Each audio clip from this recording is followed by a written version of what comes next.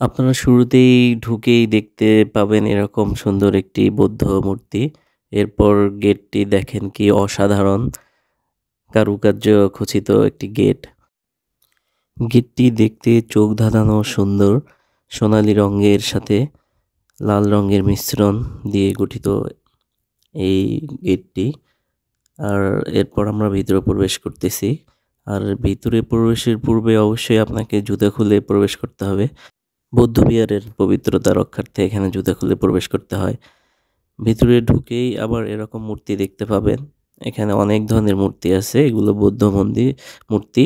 আমি আসলে জানি না এগুলো নাম কি, আমি শুধু মূর্তি হিসেবে বিবেচনা করতেছি বা বলতেছি।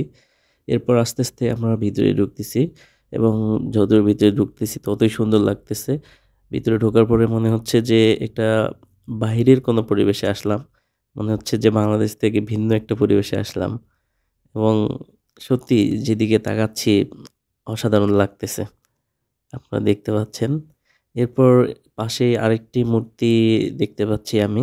পরে আস্তে আস্তে আমি ভিতরে প্রবেশ করলাম। ভিতরে প্রবেশ করে দেখছি যে কিছু বৌদ্ধ ধর্মের অনুসারী লোকজন এখানে প্রার্থনা করতেছে তাদের দেবতা বা ঈশ্বর যেটাই বলেন। এরপর মূর্তিটি ভালোভাবে দেখলাম এবং মূর্তিটি অসাধারণ সুন্দর।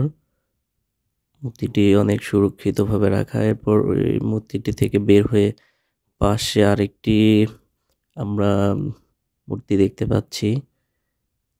আমি অ্যাকচুয়ালি জানি না যে এগুলোর নাম কি। এরপর পাশে আরেকটি মূর্তি ভিতরে দেখতে পাচ্ছি। সো ভিতরে প্রবেশ করলাম মূর্তিটি দেখার জন্য।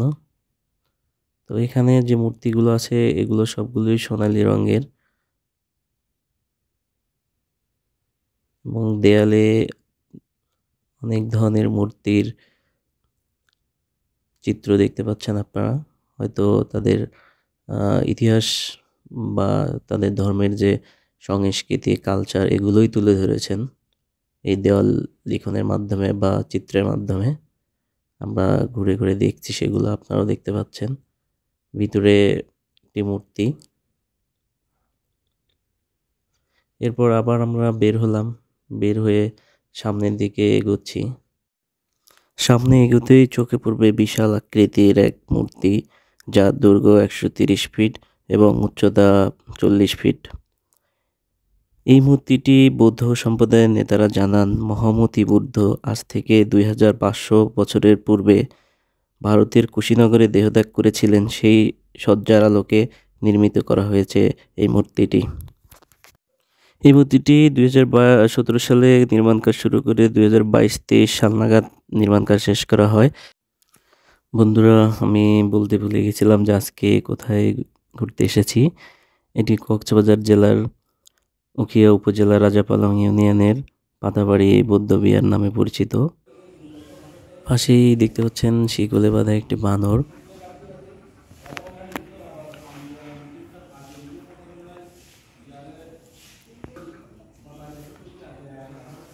এখানকার পরিবেশটা অনেক সুন্দর। চারিদিকে অনেক পরিষ্কার পরিচ্ছন্ন এবং রং বেরঙের রং দিয়ে সাজানো এই মন্দিরটি। বিকেলে মারামারি লাগেছে, দেখছো?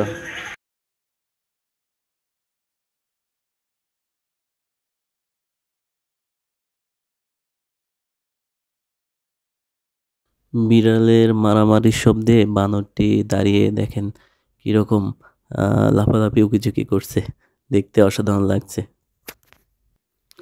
এরপরে আমি বৌদ্ধ ধর্মের অনুসারীদের মূল প্রার্থনালয় বা মূল যে মিলনায়তন যেটিতে বসে বৌদ্ধ ধর্মের অনুসারীরা তাদের ধর্মের বিভিন্ন কার্যকলাপ করে থাকেন।